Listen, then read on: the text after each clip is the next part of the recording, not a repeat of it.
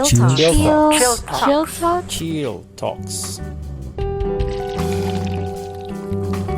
Welcome to Chill Talks Podcast, your companion in your chill time.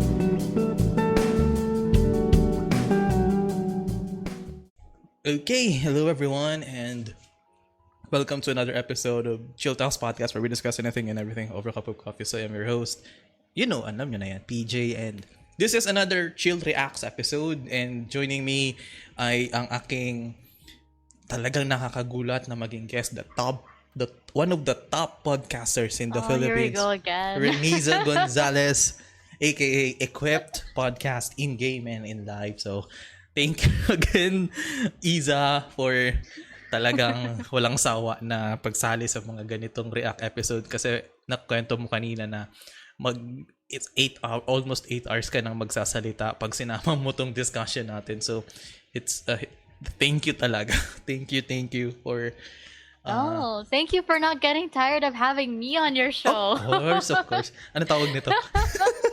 Of course naman. Kaya, parang we started this concept together. Alangan mo na, pinag-usapan natin ito, tapos iba yung kukunin ko at iba lagi.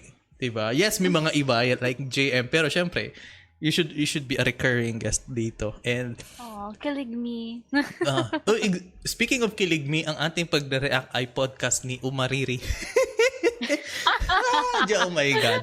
So, based from the title, Pumasok yung segue.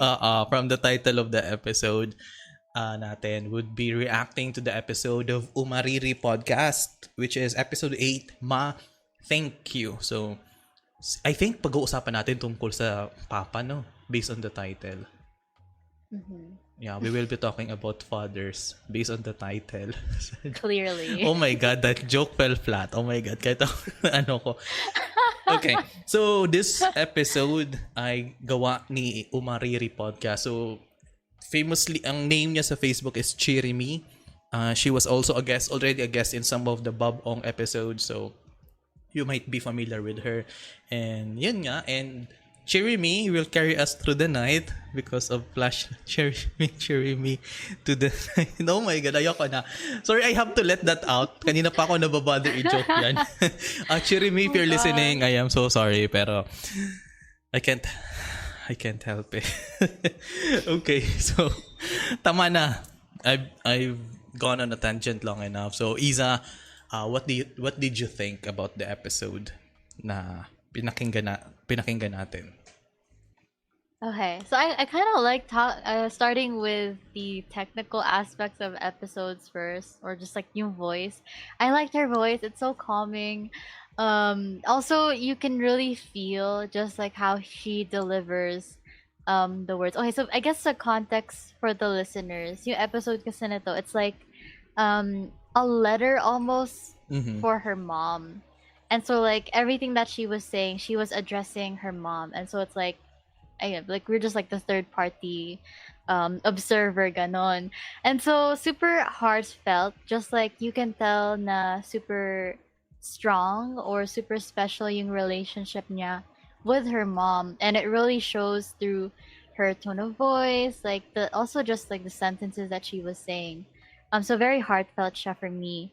And I don't know, I feel like you and I have a similar sentiment, because I can tell based on how you were acting last week and kanina.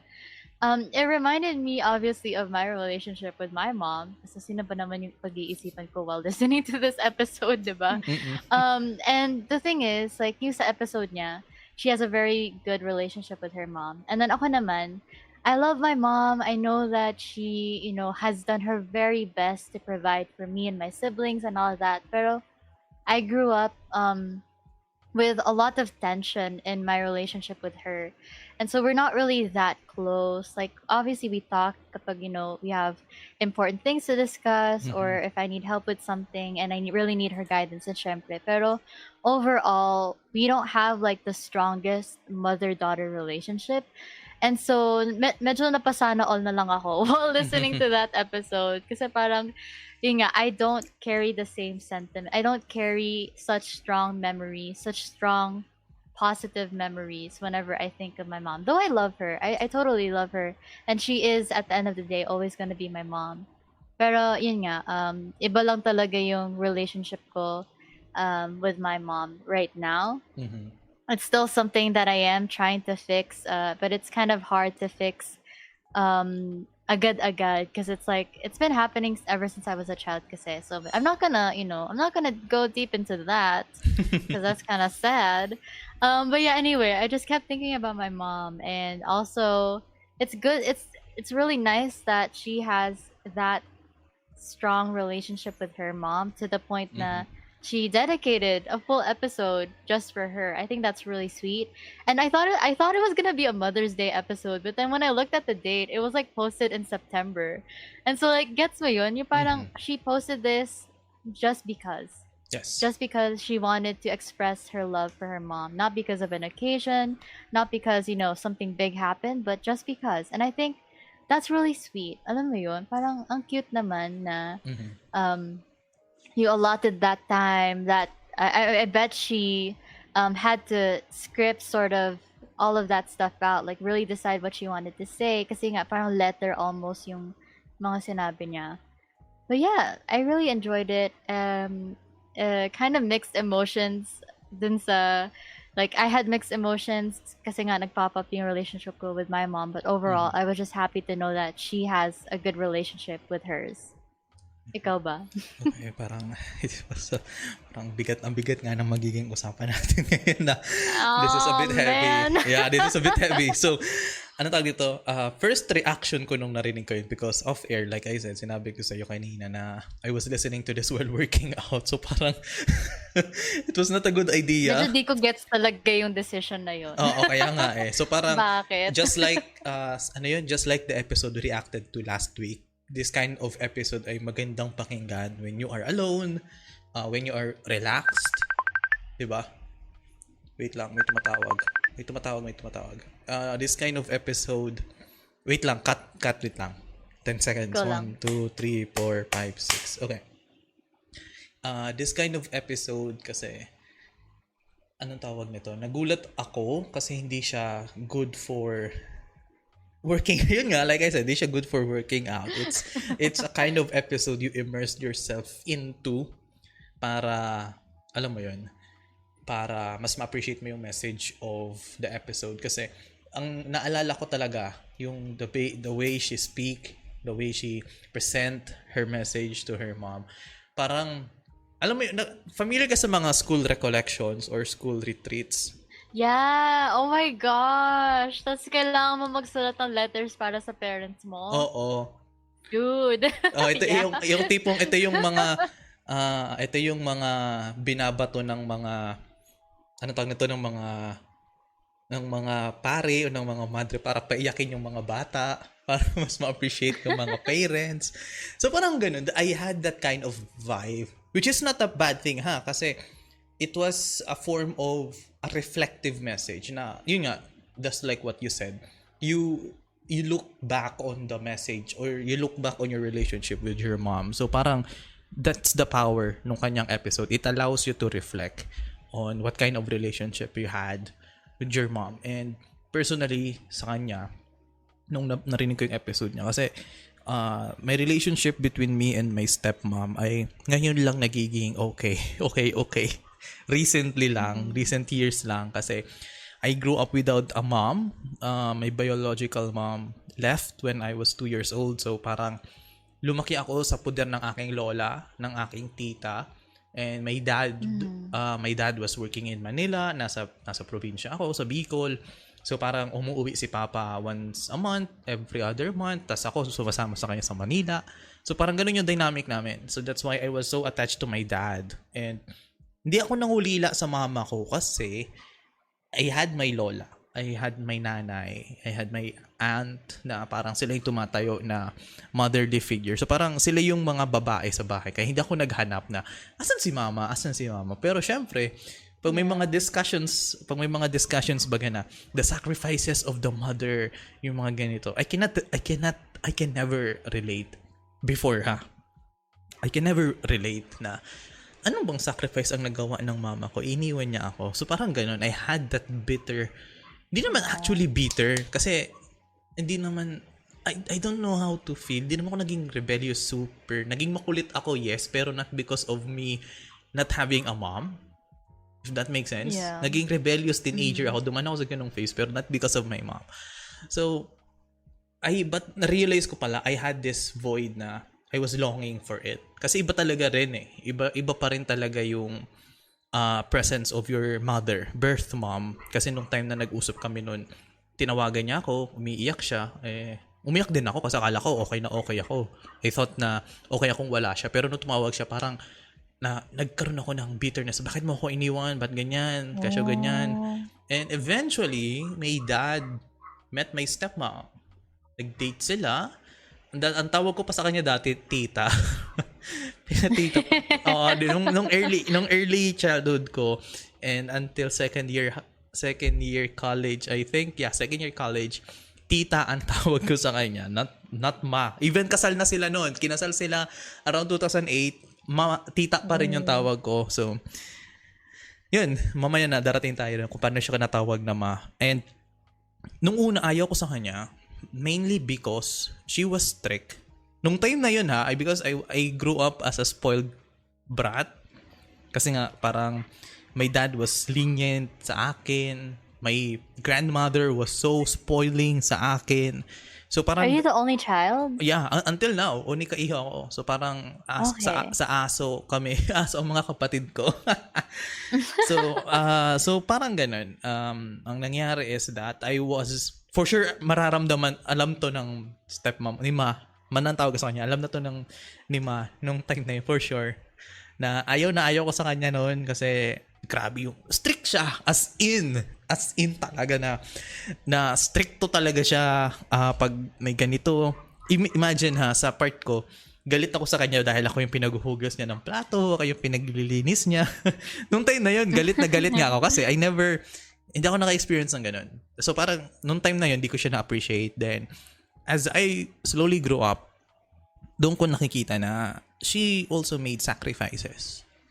She made choices na hindi rin madali sa kanya for the sake of me and my dad. Kasi yun nga, she was a young professional, aspiring professional in the academe space. Tapos may mga kumakalat na chismis na yun nga, chismis na nung imagine mo sa part niya kasi nung panahon na sila pa ni Papa Kong, kumakalat na chismis yun nga, may iba daw na babae si Papa ko. Bakit daw siya pumatol sa isang single dad? Kasi technically, di ba? My dad was a single dad when they met. So parang she overcome those kinds of feedbacking, mga panlilibak tungkol sa relationship niya. She still chose us. And I realized that late na.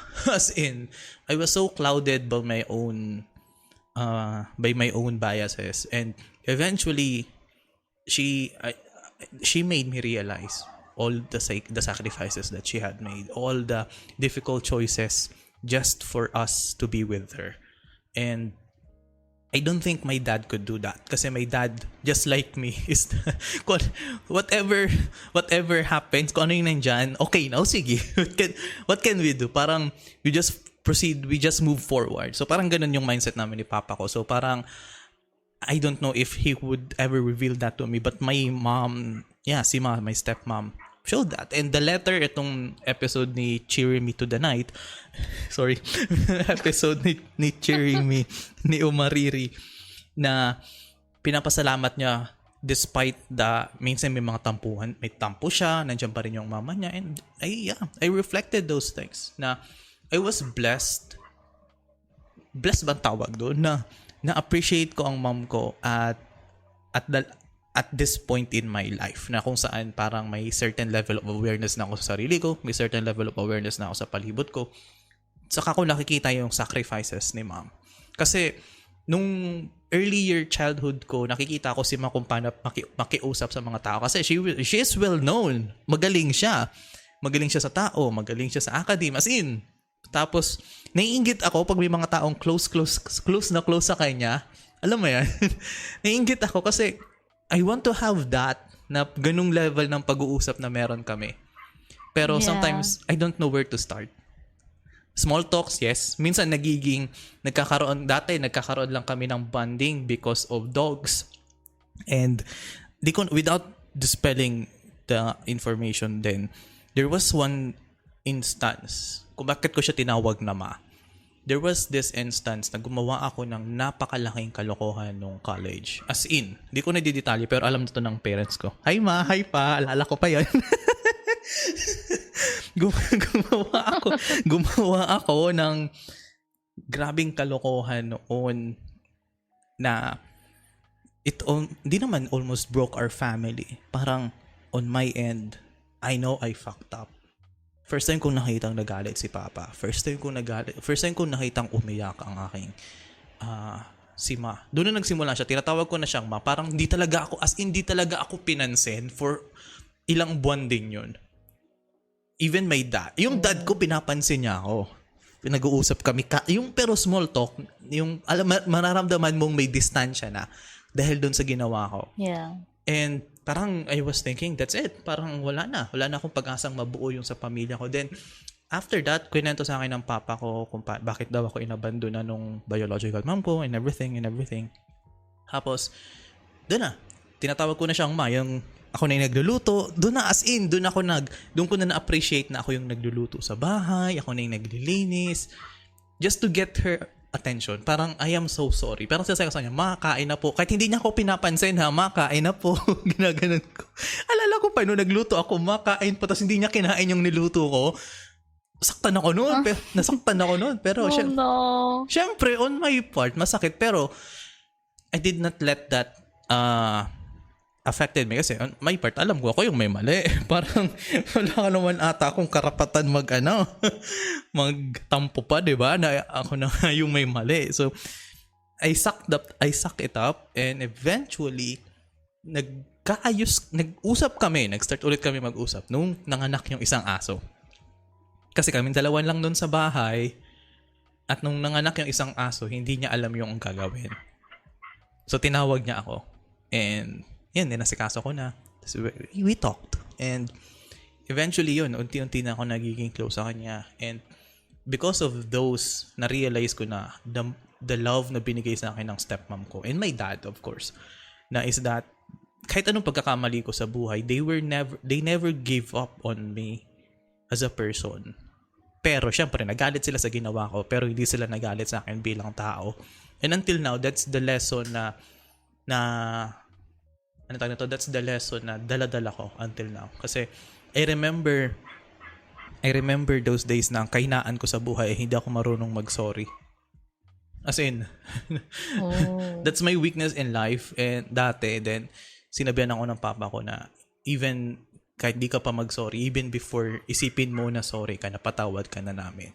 So, nung narinig ko yon sa parents ko, sa stepmom ko and dad ko, parang I want to spread that kind of mindset on how we treat people. And yeah, yun, as in, yun talaga ang hindi ko makakalimutan na tinuro sa akin ng mom and dad ko. Pero mostly talaga sa bahay, si Ma ang si Ma. Kaya nagulat ako na nagkakaroon na kami ng ganong family dynamic na I thought hindi ko na makukuha because my mom left us. And yeah, my current Ma, my stepmom, my Ma, siya ang nagbigay ng pag-asa and maturity sa akin as I traverse into the unknown aspect of life. So parang ganon. She gave me that kind of strength na my dad gave me the rationality, my dad gave me the maturity, but my mom gave me the hope and understanding to traverse through life. So parang ganon. It's cheesy. Oh, that's so nice. It's cheesy pero talagang maganda pala talaga sa isang family na there is a balance between a mom and a dad. Though I am not, anong tawag na to? I am not discrediting the single parents. Kasi as someone who grew up from a single dad, then eventually transitioned into a nuclear family. Kasi yun nga, kinasal sila ni Ma, naging nuclear family na kami. Before, lumalaki pa rin ako sa single dad. As someone who experienced that, napakalaking impluwensya talaga having both mom and dad present. Yes, we can say that yung tatay pwede maging nanay, yung nanay maging tatay, pero there's something I cannot pinpoint it. Maybe psychologically meron talaga, emotionally meron talaga. Kaya importante talaga ang foundation having two different figures in the household. Mm-hmm. So parang ganun. Call me conservative, pero ganun. Kasi parang I didn't have those feelings. I didn't have that sense of instinct of loving or intuition nung hindi dumating yung mom ko sa buhay ko, yung stepmom. So parang ganun. Okay, enough of that. Oh, ikaw. ikaw, I think my blabbling, my storytelling allowed you to rest your vocal cords a bit. Alam mo, honestly, oo. Oo, di ba? Kaya hinabaan ko talaga. I started from the beginning, so makapahinga ka ng konti. So ikaw, Iza, what was the biggest lesson na nakuha mo from your mom? Either tinuro niya directly or na-observe mo lang sa kanya? Yeah, I think my mom influenced how I work, like my work ethic right now. Because I grew up seeing my mom very organized, as in super. She's really great at like staying on top of everything that she's handling, whether it's with people, finances, or like yung mga bilihin, ganyan. At the time, there was a part when I think I was around 8 or 9. Tapos my mom was like still pursuing a higher education type of thing. Mm-hmm. Tapos I got to see her like studying. I saw how she took down notes, how organized everything was, and so that really stayed with me. Like until now, I'm quite good at organizing everything that I need to organize. And it's like it's not hard for me to do. And then also I think just knowing the importance of your relationship with other people. Like my mom is a very very social butterfly. Like she knows so many people, and she has this way of like um being able to mix with anyone. Yung ganun siyang tao. And though growing up, that sort of contributed to some of the problems that we had. But then at the end of the day, I did understand na parang it is a skill. It's a useful skill to know how to interact with people that you don't know, to be okay na kahit you don't really know much about them or parang kaka-meet nyo lang. It's like you're able to socialize and go through that process of small talk without being too awkward, ganyan. And so that's why I also grew up to be a pretty social butterfly din. Kasi yun nga, I saw my mom in that sense. And I don't know, like something else na pumasok sa isip ko when I was listening to Chiri's episode. Kasi recently, I was in therapy. And it was just like for 4 weeks kasi free trial lang siya talaga. Kasi ang mahal ng therapy, man. Sobrang mahal, my goodness. Saan ka nakakuha ng And so, like, therapy? oh my gosh, it's like if you know the company BetterHelp, mas sikat siya sa US. Pero they do international. I'm familiar with BetterHelp. Okay, go. Yeah. sorry. Yeah, so yun, may time na they had like a free month for everyone that signed up, ganyan. And so I had 4 weeks of therapy, and most of my conversations with my therapist revolved around my relationship with my mom. And like sobrang ang dami naming in-unpack about like how I was influenced by my mom growing up, both positively and negatively. Just like, alam mo yun, like what a child sees when they're young will really stay with them until they grow old, whether they realize it or not. And I think I agree with you dun sa sinabi mo kanina. I don't think it's a conservative thought na having two figures in a household is beneficial or is important to the development of a child, because it's true. If one person goes away, there's a reason for that person going away, diba? And whether the child understands that or not, that's sort of gonna stay in their brains. Eh, diba parang yung mga parents, they have this tendency, or at least the parents of our generation, I think, parang they had this tendency na they really wouldn't explain stuff properly to kids. Yeah. Parang it's either they think na, oh, they're too young to understand this, or they just say, oh, gawin mo to kasi sinabi ko. Parang mga ganun. Like, they're not the best at explaining. And so, yun nga, as a child growing up and seeing people in your life, adults or your parents, ganyan, go through certain obstacles, it does stay with a child because I'm speaking for myself here. Like a lot of stuff stayed with me. A Mhm. lot of things I still remember, and it was only until I went into therapy that I really, really got to the core of understanding. Okay, why did my mom do this during that time? Why is she like this right now as I'm older? And something that I really appreciated sa therapist ko is she she wasn't the type of person to say that, oh yeah, your relationship with your mom is bad, okay, that's not going to be fixed. Like she was really someone that was encouraging na parang, yeah, it's going to be hard, but like there are still ways that you can, get closer to your mom despite the age, or kahit you're busy now or you're working now, like you can still take like these little steps to become closer to her. Because like you, with your stepmom, parang till I became Mhm. more of an adult, that's when I realized the importance of my relationship with my parents. Because for the longest time, I sort of just neglected it. I didn't really give it the most importance in my life until yun nga, the past 3 years or so. And it does take a lot of time to work on. Like it's especially if you're in a rocky situation with your parents, syempre, Yeah. it really isn't gonna be easy to fix agad-agad. Pero at least knowing that the possibility na it can still get better for both sides, I think that's really what I'm clinging on to. Kasi ayoko rin naman na umabot sa point na knock on wood, kung kailan lang sila mawawala, tsaka ko lang yun marirealize, diba? I feel like that's gonna be so sad, and Mhm. I don't wanna, reach that point of regret. And so honestly, right now, it's still something that I am trying to work on with my mom because the situation is kind of complex sa family namin right now. But I know it's something that I need to prioritize. Alam mo Mhm. yun? Like it's Yeah. not at the back of my head anymore. It's somewhere near the front now, along with my work. Mhm. But yeah, that's like those are other thoughts. Those are the more deeper thoughts that also went into my mind when I was listening to this episode. And oh, diba, sobrang lalim. Kaya nga eh. Like ang dami talaga kasi for me, like mm, what I would tell my friends before is um I pretty much can handle most problems in life. Pero pagdating sa family, sa parents, I think yun yung pinaka nakaka-apekto sa akin. Like Mhm. ever since I was a kid. Like I with studies, like I stress, okay lang. Like I know what to do to, to get what needs to be done.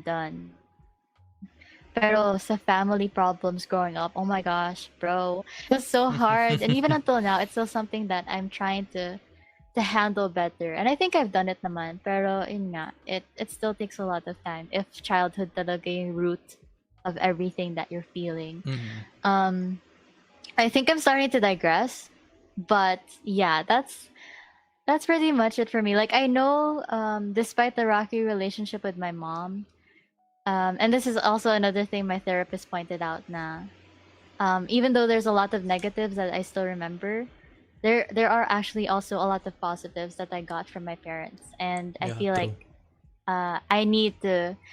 I need to honor that and respect that a lot more. Kasi yun nga, one way or another, they impacted who I am today, and I kind of like who I am today.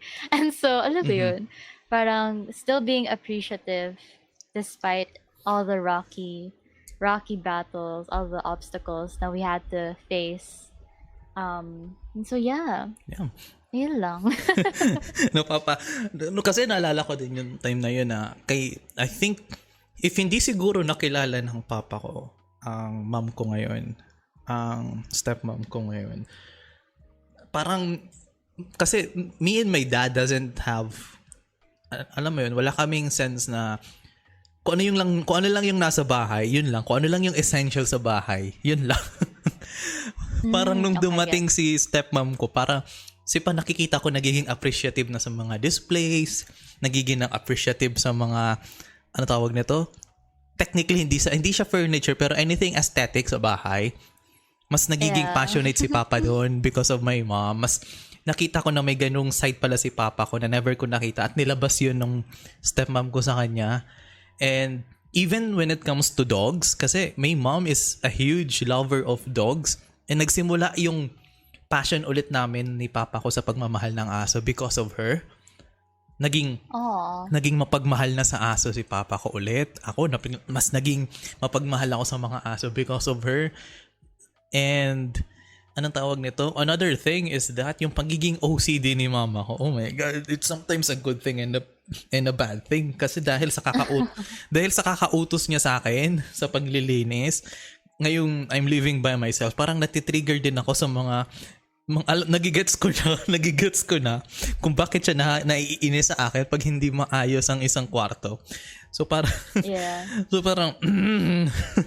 ayusin, napapagano na ako eh. So yun, I am very thankful for that. And ano pa ba? When it comes to attitudes kasi, my mom, like your mom actually, my mom is a very sociable person na nasa public relations siya ngayon. So parang part of her job is to know how to interact with so many people.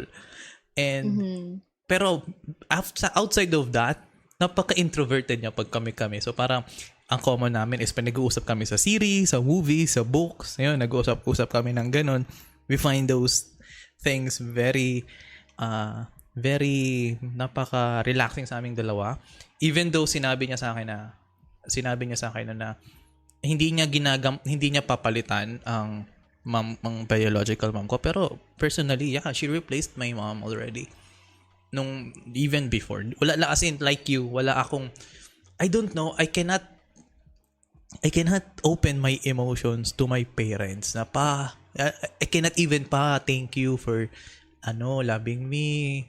Ma, thank you po for supporting me. I cannot say that. Oh my gosh. I cannot parang Same. I cannot say that to their face without crying.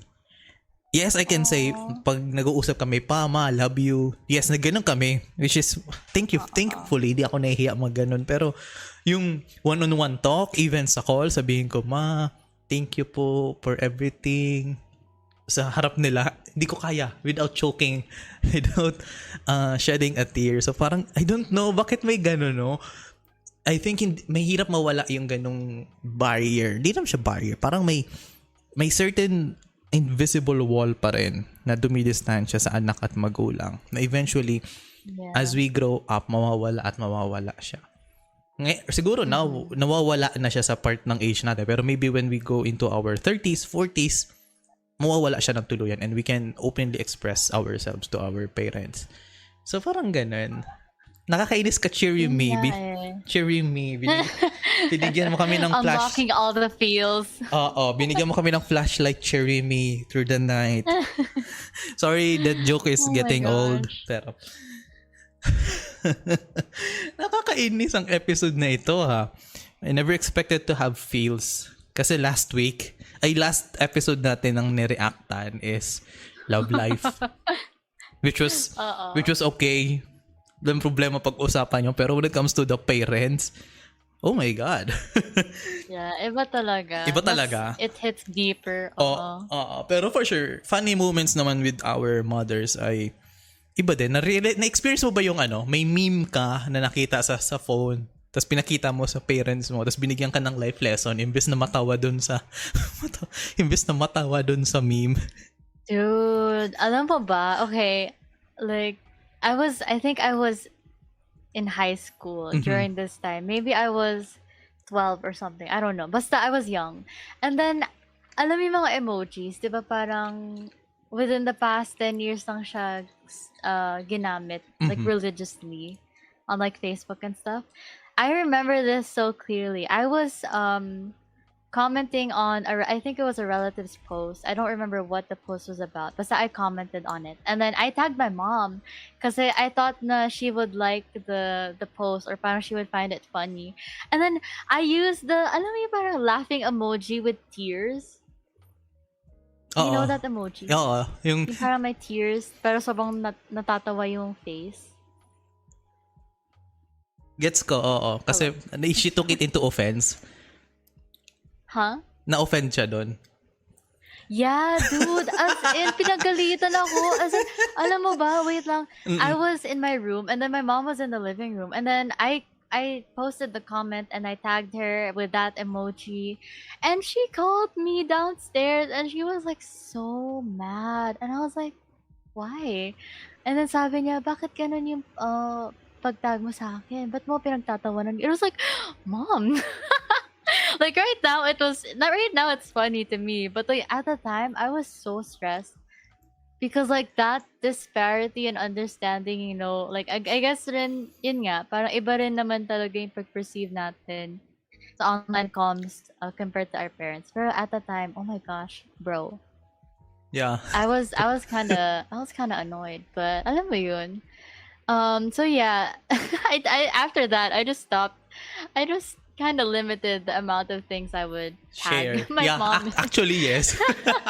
Actually yes. I kinda relate to that kasi I think the generation gap clearly speaks for it. Yeah. 'Di ba? Na Yeah. may mga bagay na nakakatawa sa atin, may mga bagay na hindi kasi parang our parents are more ang correct me if I'm wrong ha, most parents kasi ang gusto nila sa mga anak nila, they want to see actions may purpose. Ayaw nila na bakit mo to pinost na sinabi mo, ay wala lang po. Ayaw nila ng ganung sagot. Yung parang meme random. Oo, shit yung posting. random shared post lang. So dapat you should have a purpose for that kasi parang nagbago lahat nung dumating din yung social media when it comes to parent interaction eh. When Yeah. pag nag-share ka ng memes tapos bigla kang ipipm ng parents mo, bakit mo yun shinare? May problema ka ba? Wala po, natawa lang ako. Kasi parang ganun, you can understand mo naman yung concern nila if you shared something offensive, if you shared something na parang minsan may inis ka, pero you would understand na parang even in your social life, your parents are still protecting you from yourself. May mga ganong moments. Yeah. Kaya tayo Yeah, that's true. kaya tayo pinagbabawalan on doing certain things, kaya hindi sila uyon sa ibang mga bagay because in some form they are protecting us from our own mistakes na hindi natin nakikita But then, sa But then that's the thing. Like, going back to what I said earlier, na parang, kasi nung time na yon yung pinagalitan ako because of the emoji usage, she just got mad. Na parang, Mm-mm. hala, ba't mo ginawa to? Delete mo yan. And then, parang she just focused on getting mad without really explaining why she got mad or like explaining or letting me explain what the use of that emoji was. So parang yun nga, the problem with the parents is even though we can say that their intentions are good, syempre Yeah. naman, wala namang parent na gusto mapahamak yung anak nila, diba? Their problem is, or siguro what can still be improved, and something that I want to do if I ever become a parent myself is para be able to explain things properly to a kid. True. Because I really feel like kids can understand a lot if you just allow them to be in an environment that allows them to sort of slowly learn things that you want them to learn. And yun nga, even though, sige, sabihin natin my mom had good intentions, which I know naman talaga, meron naman talaga good intentions mom ko. That's where a lot of misunderstandings occur or arise. And it stays if it happens so much or so often. And so, yeah, yun din naman yung good thing I think about our generation. We already know that. I think yung generation natin, we're the ones na we're unraveling Yes. parang all of the things that maybe our parents didn't do the best or even though yun nga, our parents did their best with what they knew at the time. But now, as young adults, we're actually the ones that know better now. Yes. And we can sort of take that with us once we become a lot older. And ayun. And based on our generation, for sure yung mga magiging anak ng generation natin, may magkakaroon din ng problem na masyado na, ano naman tong mga parents ko, masyado naman tong nakikialam sa Yeah. private life ko. May mga ganong moments, may mga ganon na, Yeah. Ay, Sino ko masyado- naman? may mga ganon. I think it always happens. It always happens. Ganun. So parang, ang takeaway natin dito is that parang the lessons, I think most parents, ang gusto lang talaga ituro nila sa mga anak nila na you are free to do whatever you want just so long as you're prepared to face the consequences. I don't know. My parents, my parents yun ang turo sa akin. Bahala ka. Bahala ka sa gusto mong gawin mo, PJ. Bahala ka sa mga ganito mong decision. So long as kung ano yung kalalabasan niyan, you should be prepared. Whether mapapasama sa'yo or hindi. You already made the choice eh. Nandiyan na eh. So it's how that's your responsibility. So parang ganun. And parang lala ko tuloy pasagway tayo. One of the funniest moments na appreciate ko between me and my mom na kaya na naming tumawa sa isa't isa. Alam mo yun, minsan nga lumalabas ngayon na tumatanda ako, mas nagiging close na ako kay stepmom ko compared kay dad. Sorry pa. Kasi, nakakatawa ako kay Papa. Walang problema. Pero, lalo kasi yung moment na, nung online class, nagtuturo kami. Ang tinuturo ko sa estudyante ko noon is about the sexual self. So, parang tinuturuan ko sila ng erogenous zones, yung mga, anything understanding your own sexuality, physically. So, yun yung tinuturo ko. Sa kabilang kwarto, ang tinuturo naman ng mama ko ay kabutihang loob. Being a good person. Ang tinuturo ng mama ko is kabutihang asal. So, habang nagtuturo siya ng kabutihang asal, naririnig niya ako nagsasalita tungkol sa erogenous zone. Kasi yung kwarto namin magkatabi lang at naririnig niya at naririnig ko rin kung paano siya magturo. As after nun, sinumbong niyo kay Papa ko. Sinumbong niya, uy pa, yung anak mo, basta. Tapos parang we took it into stride. So parang ganun. If you can laugh with your parents, if you can celebrate, you can share sad moments with your parents as well. Maganda. Kasi eventually, sukuan ka na ng society, sukuan ka na ng friends mo. I think they will be the last ones na susukuan ka eh. Yeah, that's also true. Yeah, diba? So parang you appreciate those persons and cultivate them na alagaan mo rin sila kasi they went through tremendous sacrifices. Na kung tutusin, pwede ka nilang iwan to fulfill their own personal dreams. Pwede ka nilang pabayaan for their own pleasures and leisures. But no, they chose you above anything else. So, yeah, cheery me. Thank you sa, thank you, Cheery Me o Mariri Podcast for allowing us to be reflective on our parents. So, yun. Ikaw, Iza, any final words before we end? Kasi baka words? Baka anong mahukay pa natin eh pag humaba pa ang conversation natin. Yeah, I mean, I don't know, because again, I'm at that point wherein I'm still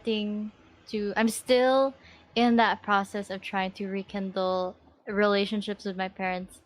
And if anyone is going through the same thing, maybe they still think na lost cause na yung parents nila or yung lost cause na yung relationship with their parents. Parang maybe rethink or maybe still take time to think.